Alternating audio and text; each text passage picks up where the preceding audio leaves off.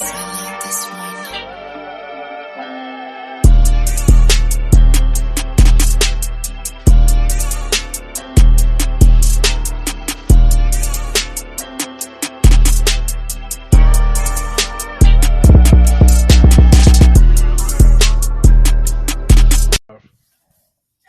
Hello. Welcome in, Birds of a Feather Podcast. It's your boy Q City.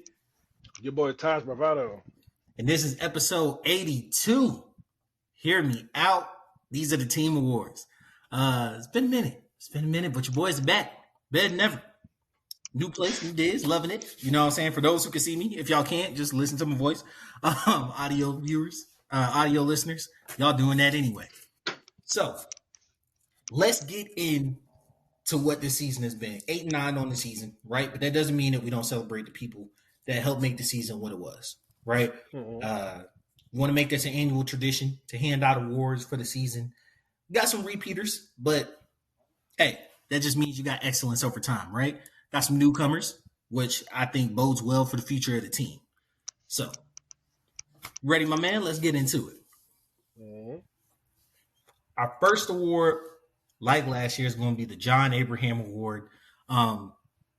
It is best D lineman, but we got a little fuzzy with the rules because, who gonna check us?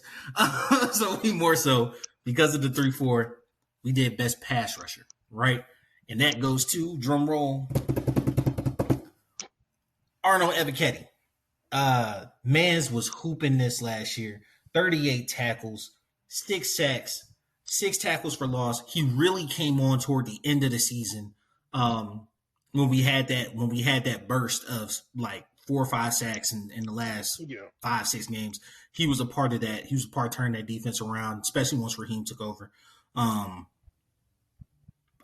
Honestly, future's bright with him. Still relatively a young guy. Taj, tell me what you think about the man. When he finally, because this is one thing I brought up in previous episodes. He's going into his 4th year in the NFL with his 4th defensive coordinator. Yeah. It's hard to learn a defense every year. It's hard to really get comfortable. So one pattern that's shown true is that when he starts to get comfortable, the production pops up. And they've switched back and forth, right? Like they went 3-4, 4-3, 3-4. 4-3. Well, it still remains to be seen where we're going to be in this year because it feels a lot like 3-4 this year, but we'll see. But after that bye week, he took off. It was a point to where he was second in the league behind only T.J. Watt in sacks. Then after that week 13 bye, so. He was producing at a very high level during that time frame. Hopefully, we can get that to carry over into next season. But yeah, when you have a team with only 31, 32 sacks, you kind of limited on what you can pick. So, which is true. And if we're looking at that's why we got away from, because if you're looking at just like traditional D linemen, Grady led it with 2.5 sacks, which is. It's pathetic to say the least. And that's not saying Grady's pathetic. I'm just saying the whole production as a team was just kind of bad in the sack department. Obviously, that's something that should get addressed via free agency draft as camp cuts as we continue to move forward. And we're going to touch on draft coverage. That'll probably be next week's episode, you guys. But yeah, no, it is absolutely needed. It's absolutely necessary for us to up that production. But he should be a part of that production. Hopefully it doesn't take him, what was it? It was about half the season, a little over half the season for him to really turn on. Yeah, a little over half. But to be honest, it's probably going to be that way. And that's no slight on him. It is just what you talked about. 4 years, 4 different defensive coordinators. Remains to be seen what his role is going to be. I don't feel like using him as a linebacker, dropping him into coverage is the worst thing in the world, but I feel like it takes away from his strength. His strength is speed, getting around the edge, getting to the quarterback. Don't take that away. You can kind of play with the matchups. Every time you watch the film, it doesn't look like he gets completely lost when they're running stunts and he gets to go inside against bigger guards. It does kind of negate his speed. That's his advantage there, right? He doesn't overly blow up and blow past people, but every year you add something new to your game, and I would love to be proven wrong. But I do think just he has the ability to rush the passer. You highlight that. Yeah. All right. Going into our next award, the Keith Brookings / Jesse Tuggle Award. This is for our best linebacker. If you're wondering why this award has two names, we went through this last year, right? These guys are only separated by 1 second team All-Pro, and I couldn't feel right leaving either one of them off. So this award got two names. So our Keith Brookings Jesse Tuggle Award goes to Caden Ellis. I don't think that's a shock or surprise to anyone. Caden Ellis he was doing crazy stuff this year. When I actually went and looked up the stats, it bounced off the paper. That man it didn't seem like he was doing all that, and he was. He had his moments of frustration throughout the season. But all in all, in a bad scheme, he did good things. Making the best out of what you got, right? 150 tackles, that's nothing to sneeze at. Like that's a lot of tackles. I don't care. I don't care who you are. 150, that's a lot of tackles. In addition to being a middle linebacker, and he led our team in sacks and pressures. Yeah. Yeah, which, I mean, going back to the D-line conversation, your linebackers, especially your middle linebacker, having a bunch of sacks isn't necessarily. I wouldn't say a bunch, but almost leading your team in sacks isn't the greatest thing, because that usually means you're blitzing your linebackers a lot, and that usually means you're not getting a lot of pressure with your front four. Well, so that's where he's at his best, though. It is. He is a pass rusher. He does get downhill. 5 sacks, 8 tackles for loss, and then here's the beautiful part: played all 17 games, right? Yeah. Not to dog pile on the man, but we do have really talented linebackers who just can't stay on the field, right? So like having somebody there plays all 17 games, it is extremely necessary, because your best ability is availability. Facts. Right. And Caden was there each and every game. And I'm trying to rack my brain on if he even exited a game early. Because I'm not feeling like he did. He did. I can't remember, but I feel like he did. Maybe one. I could be wrong, but they started him playing all 17. So yeah, I mean he played every game. He didn't miss a game, but yeah, he didn't miss a game for sure. I'm very interested to see how he's used in the new system. Looking back at Ulbrich, I'm not sure Caden Ellis' body type really fits what he wants in middle linebackers. It's not necessarily his body type, because he has the body type. It's his skill set. Definitely, like, his linebackers roam a bit. I'm not saying Caden can't do that. That's not his strength. He's not. He covers it. I don't like him in coverage. I like him better than I like Landman. But yeah, it's not his Troy Anderson fits what he likes.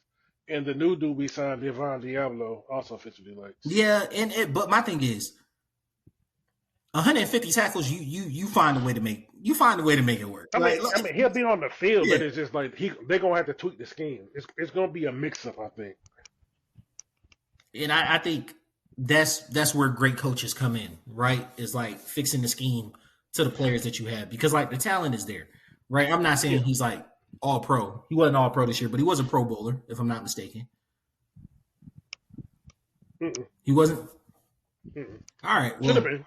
He got snubbed. He should have been. Yeah, I was about to say Our Pro Bowlers were Lindstrom. I know Chris Lindstrom, Bijan, and was Jesse a Pro Bowler? No, Kadero Hodge. There it is. Yeah, because we came on here and talked about how Jesse got snubbed.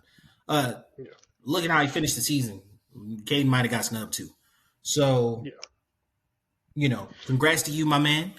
Appreciate you. Can't wait to see you in our new scheme. I definitely think you're going to be a part of the future. And he's not, I wouldn't call him a young player anymore, but he's not super old. 28, 29. Yeah, he's not super something old. like that. You still got 3 or 4 years of real solid production out of him. Yeah. Going on to our next award. It is the Deion Sanders Award for the best DB.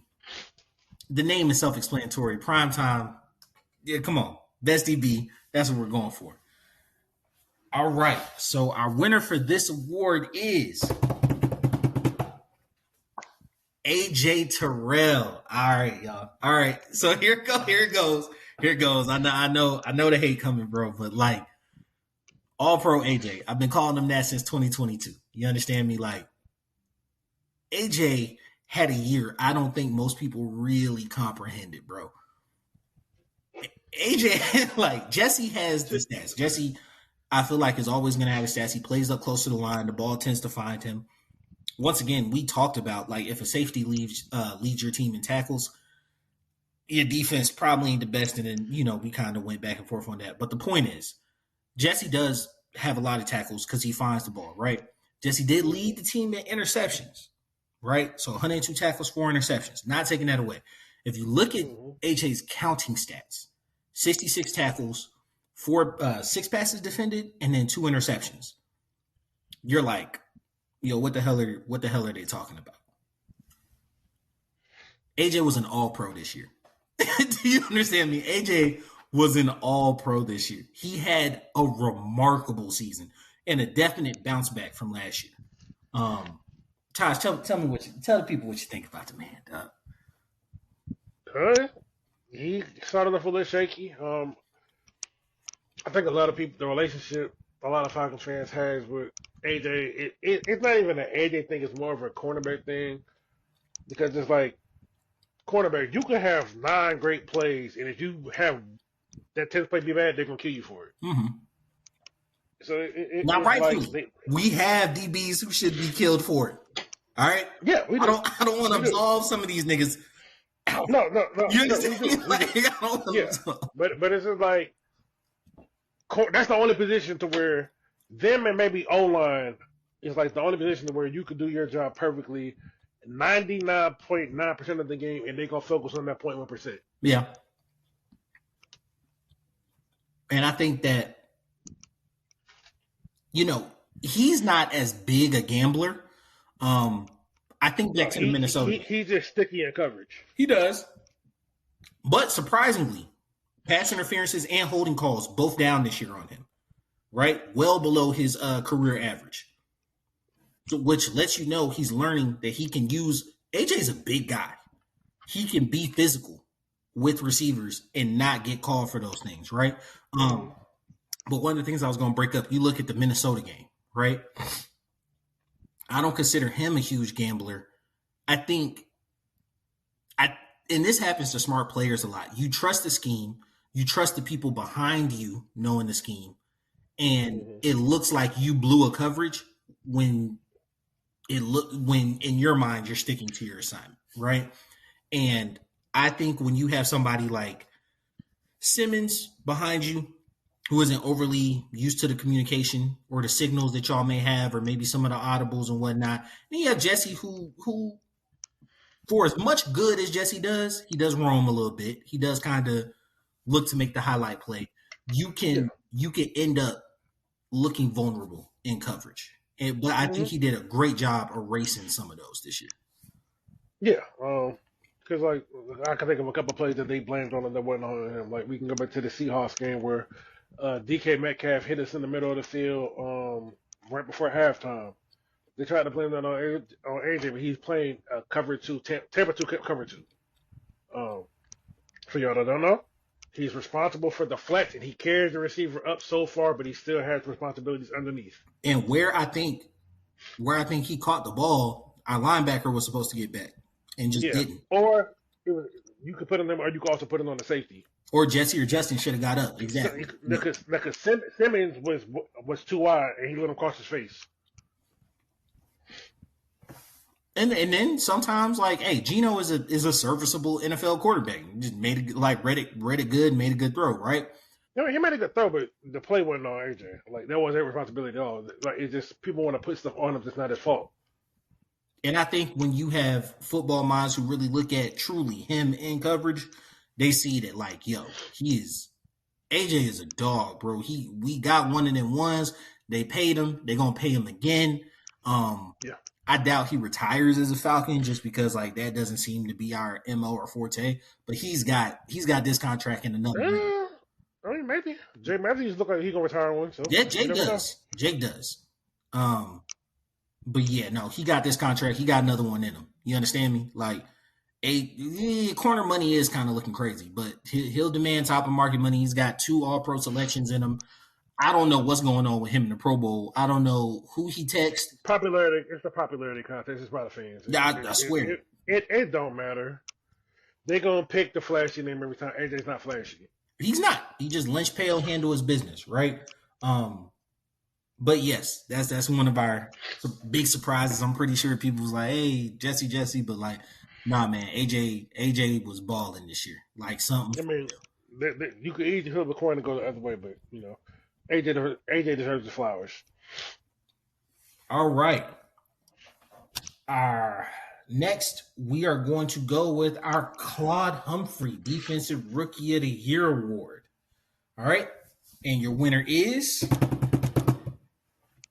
NA. We do not have a Defensive Rookie of the Year winner this year. So our kind of people that we could have chose was Bertrand and Rukororu. Roro, my fault. Rook and JD Bertrand, and neither one. So JD appeared in 12 games. Rook appeared in 11. Rook had 11 total tackles, like 3 pressures, no sacks, no tackles for loss. Bertrand had 23. I don't even think he appeared in that many, but maybe he did. Yeah, they got him. They got him appearing in 11 games. Hold on, I'll look it up. But I know Bertrand had 23 tackles. Rook was 8 games. My fault. Rook was 8 games. Yeah, because I'm like, he didn't get 11 like total tackles. Week 3 or week 4. Yeah, 11 tackles, 1 tackle for loss, 3 pressures on the season, no sacks. Bertrand was for 12 games. Got a lot of weight on the shoulders this year. Huh? So he got a lot of weight on his shoulders this year with Grady gone. I said he got a lot of weight on his shoulders this year. Yeah. Which we might have to add like a breakout award. That's definitely something we might have to look into next year because, he should be on the rise. But Bertrand, he 1 tackle for loss, 1 sack. I'm gonna be honest with you, I don't feel like he made a huge impact this year. So because of that, I don't think in good conscience either one of us could really do a Defensive Rookie of the Year. I was gonna give a participation trophy, but Taj decided against it. Might be for the best. Yeah. And then our last one on the defensive side, we have our Tommy Novus Defensive Player of the Year award, and that goes to Caden Ellis III. Yeah. We Jesse. We went away from Jesse this year. Yes, he made a lot of splash plays. Did you say Caden Ellis III? I said Caden Ellis. Oh, because I wrote down Jesse Bates III. My fault. Because I wrote down Jesse Bates III. Because I was like, we're supposed to talk about Jesse Bates here. My fault. I'm like, Caden Ellis III? What the heck that happened? No. My fault. I wrote down Jesse Bates III because we were supposed to talk about him. My fault. I didn't read too fast. Anyway. Caden Ellis, yeah. We went with him this year. He really showed out. I don't think that Jesse had a bad year. I don't want to fall into that thing where we're kind of taking him for granted and his splash plays and his presence on the field. But like, I do think we weren't taking shine away from him by highlighting the fact that Caden had an amazing year. Yeah.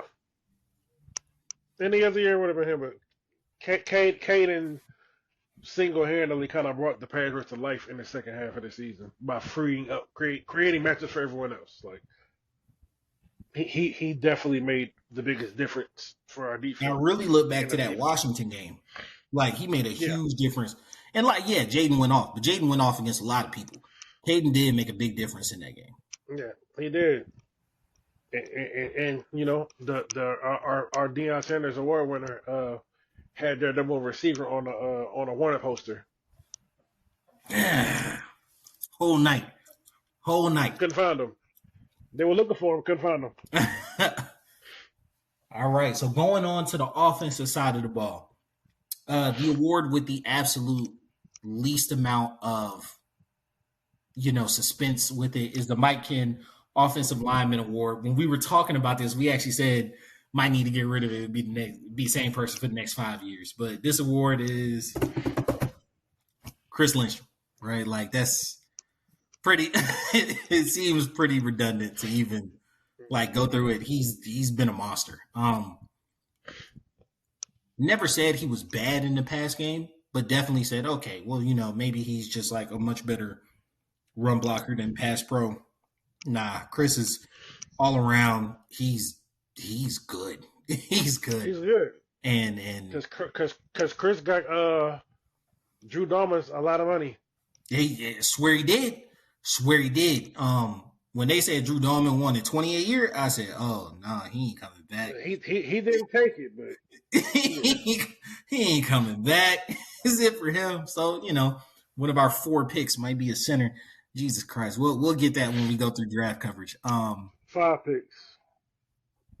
Where we get the 5th one? We got 2 7ths.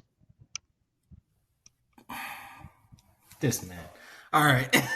All right. Well, one of our 5 picks might be a center. We'll cross that bridge when we get there. Hopefully we handle that before the draft. Or, hey, Kirk needs to get off the books, but we will discuss that in next week's episode. As of now, just highlighting the team as a whole. Chris Lindstrom is amazing. And I think our offensive line, we might need to look into left tackle in about 2 years or so. But I mean, they just gave Jake a 2-year extension. That's what I'm saying. We might need to look into it in about. He gonna be here till 2028. So yeah, he getting up there. He getting up there, bro. O-line is one of the positions that they don't really fall off a cliff when they get older. They kind of get better because they get stronger. They get that dad strength. Nah, but in all truth, I think the point I was going to get to is, I feel like our offensive line is in a really good position. We'll shore up the center position, but I feel like we're in a really good position for the next. Probably got 2 good guards, so you could pretty much plug in the center. But I think they're going to just use Ryan Neusel. I think, already had a solution on roster. So we'll get into that next week. Yeah. So going into our Matt Ryan Offensive Rookie of the Year. Once again, this is the second least suspense. Michael Penix. 775 yards, 3 TDs, 3 interceptions. If you look at the counting stats on paper, you're like, what is everybody looking at or whatever? Why is this so exciting or whatever? You short of a touchdown. Nah, he got 3 touchdowns, 3 interceptions. 3 passing, 1 rushing. Oh yeah. All right, my fault. 4 touchdowns, 3 interceptions. Well, what? We gonna count the fumbles? We don't. That look. We can't touchdowns and interceptions. All right, 4 touchdowns, 3 interceptions. Either way, why is everybody so excited? Blah blah blah. Look, Michael Penix looks like a y'all got eyes, huh? Y'all got eyes. He looks like a real NFL quarterback, bro, and a top echelon one at that. I don't mean to come in here and just be hyperbolic about the man, but when we had. I remember us at the draft last year, right? We were talked about it's a shock, surprise. Listening to the press conferences, they had him ranked highly and whatnot. We go into the season, training camp and whatnot, he's not getting as many reps, but people are talking about the ball flying off his hand, him looking real good, him being poised, him being mature. Kirk goes into that tailspin. And the whole time we're sitting there like, yo, like we're really screwed paying him all this money. We didn't expect Penix to play because we still got to pay Kirk this money and whatnot. Coming on the other side of that, every single person in Atlanta is like, yo, Kirk can go. He can take the money, he can go, bro. It's cool. It's good. It's good. Do what you want, bro. Like, it's gravy. I ain't even gonna hold against you because Penix balled out. You know, like the rapport that he immediately built with the receivers, you saw some misfires. You know what I'm saying? You saw some misfires, but that's to be expected. I still question this. I still question this coaching staff and their infinite wisdom not to just start him after the bye week, but I get it. I get it. It's all financial. Yeah, if you were going to bench Kirk that early, then you got to give him a chance to get out of it. Yeah, so like we talked about it. I feel like you could have got it. Wish you would have did it a game earlier, but regardless, Michael Penix is. I think you have real hope going into next season. What did you see in the games that he started this year? Arm talent. And a lot of it. There's not a spot on the field he's not comfortable throwing to. Yeah. Big window, small window, he don't give a fuck. And like he has this thing that I call arm arrogance. Like there's no like he's probably one of the top 10 strongest arms in the NFL right now. Stepping off the bus with it. And if you remember, I feel like we both had separate takes that aged just beautifully. Mine was when I was watching the game being called from an offensive standpoint, I said it looks like he's calling the game for somebody he wants to call it for, not for Kirk. Right? He's calling things that aren't necessarily Kirk's strong suit, but it's what he's tailored his offense around. And like you saw that come to fruition when Mike got into the game, right? Yeah. And then the one from you was like you were like Kirk's thing is mental. Like Kirk has never actually been pushed by someone who is capable under him, right? And that was causing the psychosis. I'm not gonna lie to you. I understand he wants to reel it back and say he was hurt. I still subscribe to your theory. Like it makes too much sense. No, but the thing is that even gives it more legs because you played hurt because you knew you wasn't gonna get back in. You wasn't gonna get back in, and you didn't. Like your worst fear, like your reluctance became like your submission, right? So like your reluctance to sit down became you submitting to the fact that like he's better than me. Yeah, because it's like this. It's like Kurt is pretty much acting like, right? It's like you lose to your girl, right? And you know there's probably someone that's capable of taking her. And then when you see the person, you're like, hold on, no, I can't do it. So you keep on doing, you keep on overcompensating for all this stuff, and then eventually you just lose anyway. So it's just like, yeah. We all done been there in high school, and this nigga got a car. You're not competing, bro. Exactly. You're not competing. Exactly. It don't matter how many hot Cheetos you buy her out the vending machine, bro. Like this nigga got a car, dog. Like this nigga got a car. It's over for you, big dog. You got hot Cheetos in the bus pass. It's over for you, big dog. And yeah, it's a perfect analogy because that's exactly what it was. Once he lost that job, he wasn't getting it back. It was over for you. Yeah. All right, so our Michael Vick Offensive Player of the Year award. Oh dang, I missed one. It's cool. It's the same guy. Our Mike Vick Offensive Player of the Year award, and then our Julio Jones Best Skill Position award. Both of them go to Bijan Robinson. Here's the thing. I feel like when there's a historic season, right, the really, really good to great gets lost in that, right? Yeah. So Derrick Henry had, I think it was 1,900 yards, 18 or 1,900 yards, right?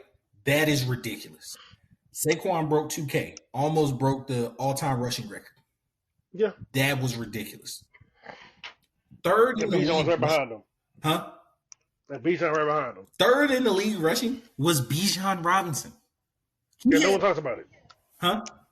Yeah, no one talks about it. No one talks about it. Bijan had almost 1,500 yards just rushing. He had almost 500 yards catching the ball. 17 total 1,800. 17 touchdowns, 1,800 yards. 17 sounds like a It was lot. 1887. Yeah. So almost 1,900 1,900 yards and 17 touchdowns. Thought it was only 14, but okay. All right. It was 14 rushing. Oh, okay. Well, shit. 14 rushing. Yeah, 14 rushing, 3 passing. Let me make sure. I don't want to throw salt on this man, but I'm pretty sure. That sounds like a lot, but Yeah, 14 rushing, 3 receiving. oh, okay. Shit, he had more than I thought. All right, then. There's no world. There's no world in which that isn't like an all-pro season, unless the 2 people in front of you do almost 2,000 yards, like back to back, like have historic seasons. In any other year, Bijan and Jamar Gibbs would be 1 and 2 in every single first and second team All-Pro. You understand me? Like they had 2 backs to have over 1,800. Like, well, they're the only 2, but excluding them 2, they were the only 2 to have that collectively. Yeah. Yeah, 1,800 yards. Like they were balling out, and they do kind of get lost. But Bijan had an amazing season. I remember coming into the season, we talked about like, Bijan's going to get a good amount of touches this year. He's going to eat, blah, blah, blah. Let me ask you, bro, how many touches do you think Bijan had this year? Like just ballpark. 300 flat, probably. Well, if we count receiving, probably like 350. Yeah, so he had 365 total touches. 365 total touches. Now, if you count targets, you're going to go, what is that, 11 more? 365, so 376. If you count targets, it's 376. Do you understand how ridiculous 1887? We can just round that and say 1,900. 1,900 all-purpose yards on less than 400 touches. And the crazy thing is he did all that. But the crazy thing, he did all that, and his longest game was 37 yards. He didn't have anything over 40. Yep, long for the season was 37. Off the dome. That's almost 1,900 yards, less than 400 touches. And it's not like big plays. Like he just getting it. He just getting it every time, 4 or 5 yards every time he touching the ball. Automatic with it, bro. Like he is special. And I remember thinking that especially off the season Algier had, that drafting a running back that high was a little bit of, missed priorities and whatnot, but nah. I mean, it probably still was, but I mean, hey, I'm not mad at it. You got one of them ones, bro. And sometimes you got to go best player available. You just got in. Yeah, we can go Jalen Carter. We can, go back and forth about that all day. But I feel like, and I think it was proved out from the fact that Arthur Smith, left, is that locker room probably couldn't handle Jalen Carter. You know what I'm saying? So, probably, yeah. You know what I'm saying? They got Bijan. He's, good man of standing values and whatnot. He wants to do the acting thing. I hear some fans talk about that. That don't bother me at all. You know what I'm saying? It definitely seems like he has his football priorities straight. So, let that man live. You understand me? Like, bro, if that keeps you saying in the offseason, by all means. You know what I'm saying?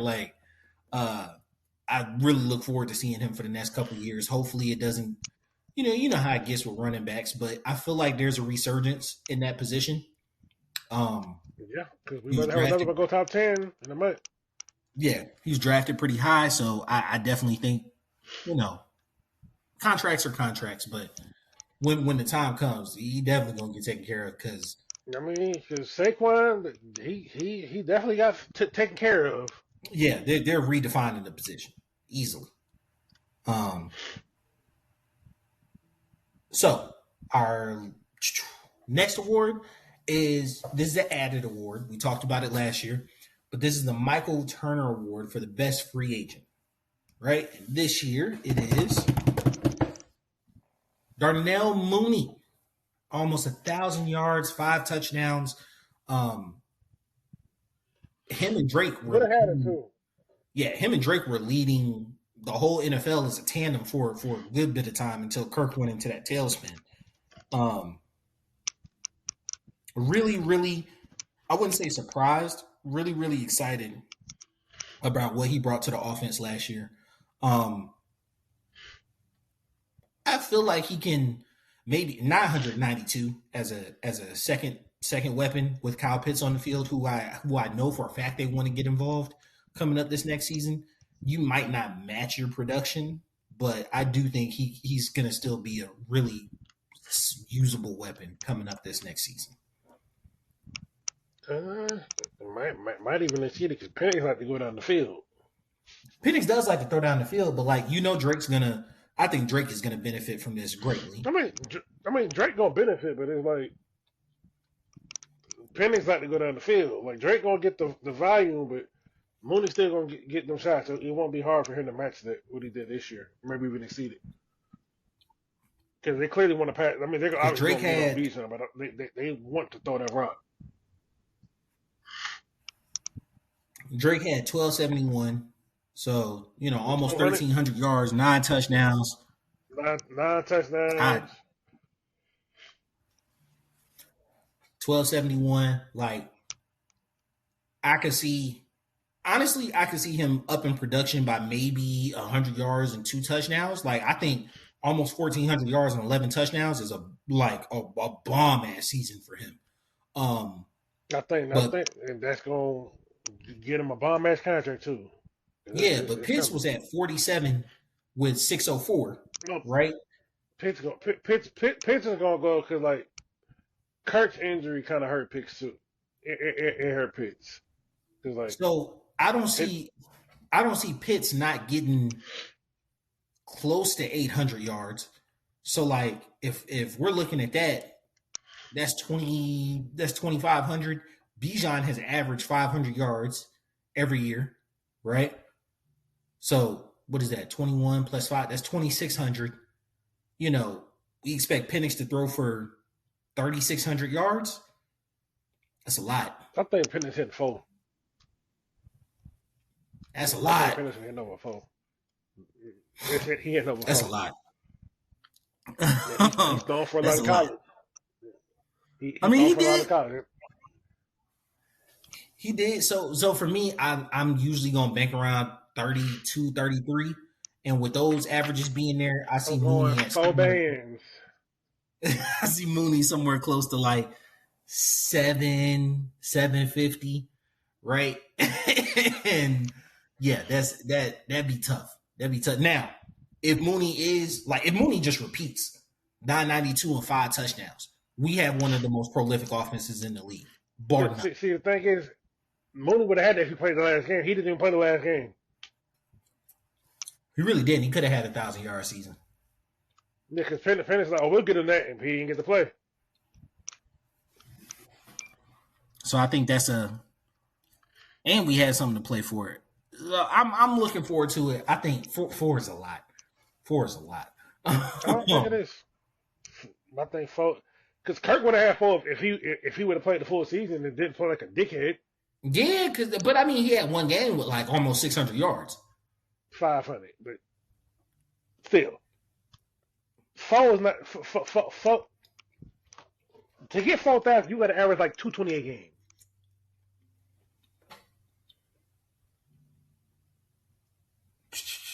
$34.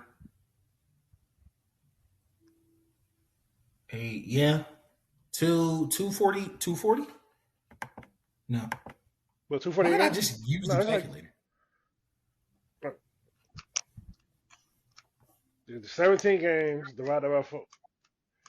Divided 4 right by 17. 235. Yeah. That's very doable. Because I think Penix damn near had it in every game. Well, what 775 divided by 3 is what? That's way over.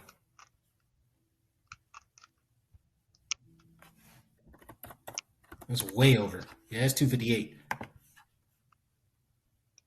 I mean, it's possible. 4 ain't a lot. It's possible. Yeah, it's possible.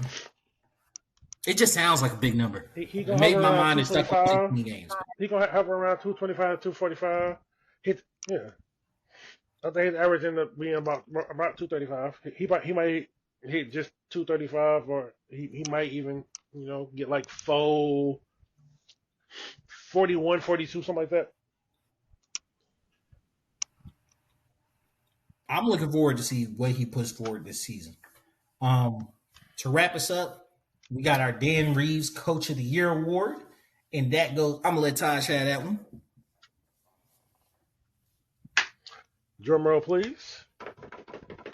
Dwayne Ledford, O-line coach. Yeah. The O-line coach. The O-line was hooping this year. I felt like that was our strongest unit on the team. Yeah, just like they run game was effective. Pass blocking was effective. We had injuries and still there was no drop off. Like let Ledford coach his ass off this year. And just because he's here, I feel that I don't feel as uneasy about not having our starter center back. So yeah, Definitely feel that's like all I he can got. coach those guys up and yeah, I was about to say, definitely feel like he can coach those guys up, put us in a great position going forward. Appreciate you guys. Y'all tune in next week. We are going to hop straight into draft coverage. We'll cover a good bit of our free agent signings and whatnot on the Hawks Pod. We'll cover our free agent draft signings. We'll cover what we're looking forward to in the draft. And then if you guys tune in sometime this weekend, we will drop a Hawks Pod just to catch up where we're at in the season. Always tune in. I drop live after every Hawks game, giving a quick recap. Always, you can find us on Twitter, Facebook, all this and that. Please follow us on YouTube at BOAF Media, all one word. This has been your boy Q City. Your boy Todd Bravado. And we out. Peace.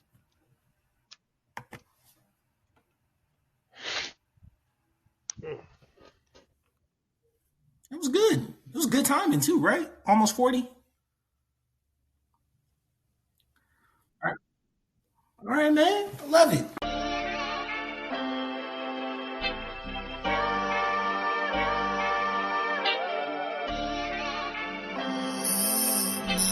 I like this one.